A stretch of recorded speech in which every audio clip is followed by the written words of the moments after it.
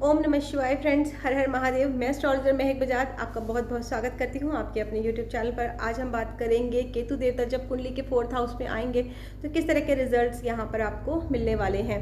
तो चौथा घर जो होता है यहाँ पर चंद्रमा और बृहस्पति का प्रभाव होता है। चंद्रमा की यहाँ पर कर्क राशि आती है और बृहस्पति देवता यहाँ पर उच्च के होते हैं। केतु देवता जब 4th हाउस में आएंगे तो यहाँ पर चंद्रमा को ग्रहण लगा देते हैं। केतु और चंद्रमा की आपस में शत्रुता होती है, तो यहाँ पर देखा गया है कि केतु जो है वो चंद्रमा को कमज़ोर कर देता है। अब चंद्रमा क्या है? चंद्रमा जो है वो कैश है, आपका लिक्विड मनी है, आपकी सेविंग होती है। इसके अलावा चंद्रमा जो है वो आपकी पढ़ाई के कारक, मन के और माता के कारक भी होते हैं। यहाँ पर देखा गया है जब यहाँ पर चंद्रमा नेगेटिव हो जाता है तो ऐसे व्यक्ति को स्ट्रेस और एंजाइटी की प्रॉब्लम्स जो है वो फेस करनी पड़ती है, क्योंकि यहाँ पर केतु जो है वो व्यक्ति की मानसिक शांति को भंग कर देता है। फिर ऐसा व्यक्ति जो है वो डिसीजन नहीं ले पाता है और ऐसे व्यक्ति जो है हमेशा कंफ्यूज रहते हैं। कोई भी एक काम ये ठीक से कर नहीं पाते हैं, इनका मन जो है वो भटकता रहता है, इनका मन एक जगह पर टिक नहीं पाता है। कोई भी काम ये करते हैं, अगर ये कोई बिजनेस करते हैं तो ये बार बार अपना बिजनेस भी जो है वो चेंज कर देते हैं। तो यहाँ पर देखा गया है कि ऐसे व्यक्ति को बहुत ही ज़्यादा स्ट्रेस रहता है, बहुत ही ज़्यादा ये कंफ्यूज रहते हैं। और यहाँ पर ये भी कहा गया है कि जब 4th हाउस में केतु आता है तो ऐसे व्यक्ति जो होते हैं इनमें पेशेंस की भी कमी होती है और ये दूसरों की बातों को नहीं सुनते हैं और अपनी बातें ये बोल देते हैं। और चाहे इनकी खुद की ही गलती क्यों ना हो, ये किसी की बात ये बर्दाश्त नहीं करते हैं। इसके अलावा ऊंचा बोलना, गुस्से में बोलना, तेज बोलना, तो ये सब इनकी नेचर में होता है। और यहाँ पर ये भी देखा गया है कि ऐसे व्यक्ति जो हैं इनको दूसरों की बातें जो हैं वो बहुत जल्दी बुरी लग जाती हैं, या दूसरों की जो बातों से ये बहुत जल्दी हर्ट हो जाते हैं, जबकि इनकी बातें दूसरों को, सामने वाले को कितना ज़्यादा हर्ट करती हैं इस बात का एहसास इनको नहीं होता है। इसलिए यहाँ पर इनको कहा गया है कि ऐसे व्यक्ति को दूसरों की भी बातों को शांति से, आराम से सुनना चाहिए।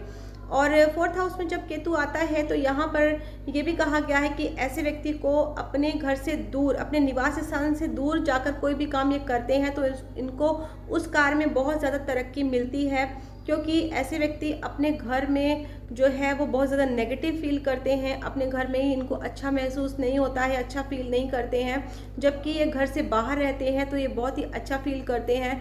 इसलिए कहा है कि बाहर अगर ये काम करते हैं, दूर जाकर ये कोई काम करते हैं तो उसमें इनको बहुत ही तरक्की मिलती है। यहाँ पर 4th हाउस में जब केतु आता है तो यहाँ पर लंबी चलने वाली बीमारियाँ जैसे कि शुगर, बीपी, थायराइड और जॉइंट पेन, बैक पेन, इस तरह की प्रॉब्लम्स यहाँ पर देता है। और इसके अलावा जब 4th हाउस में केतु आता है तो यहाँ पर वो चंद्रमा को भी नेगेटिव कर रहा है। तो चंद्रमा क्या है? चंद्रमा दूध है और केतु जो है वो खटाई है।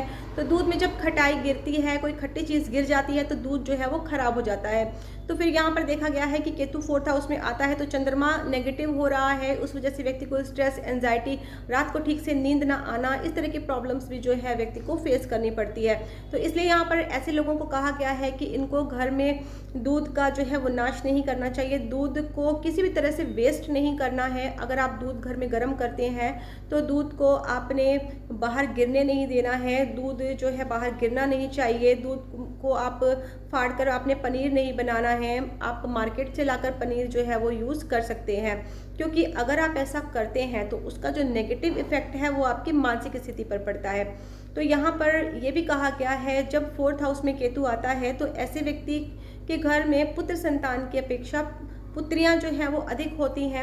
यहाँ पर पुत्र संतान की प्राप्ति के लिए ऐसे व्यक्ति को बहुत ज़्यादा परेशानियों का सामना करना पड़ता है। ऐसे लोग बहुत मन्नतें मांगते हैं, बहुत ही धर्म स्थानों पे माथा टेकते हैं, बड़ी ही मन्नतों के बाद इनको पुत्र संतान की प्राप्ति होती है, बड़ी ही कठिनाइयों का सामना इनको करना पड़ता है। तो यहाँ पर अब देखिए 4th हाउस में अगर आपकी केतु है और आपको यहाँ पर नेगेटिव रिजल्ट्स मिल रहे हैं तो यहाँ पर आपने कौन सी प्रिकॉशंस और कौन सी रेमेडीज़ आपने करनी है, चलिए इसके बारे में हम बात करते हैं।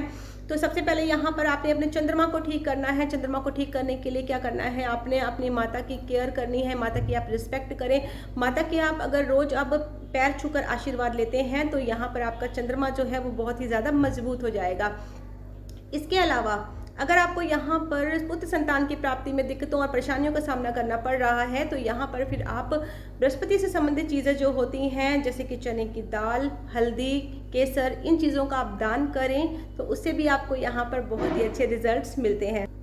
चलिए, हमने बात करी है फोर्थ हाउस की केतु की, तो मेरी जानकारी आपको अच्छी लगी है, इसको शेयर करें, वीडियो को लाइक करें, चैनल को सब्सक्राइब ज़रूर करें ताकि मेरी नेक्स्ट वीडियो का आपको नोटिफिकेशन टाइम टू टाइम मिलता रहे। मिलेंगे हम अपनी नेक्स्ट वीडियो में केतु इन फिफ्थ हाउस।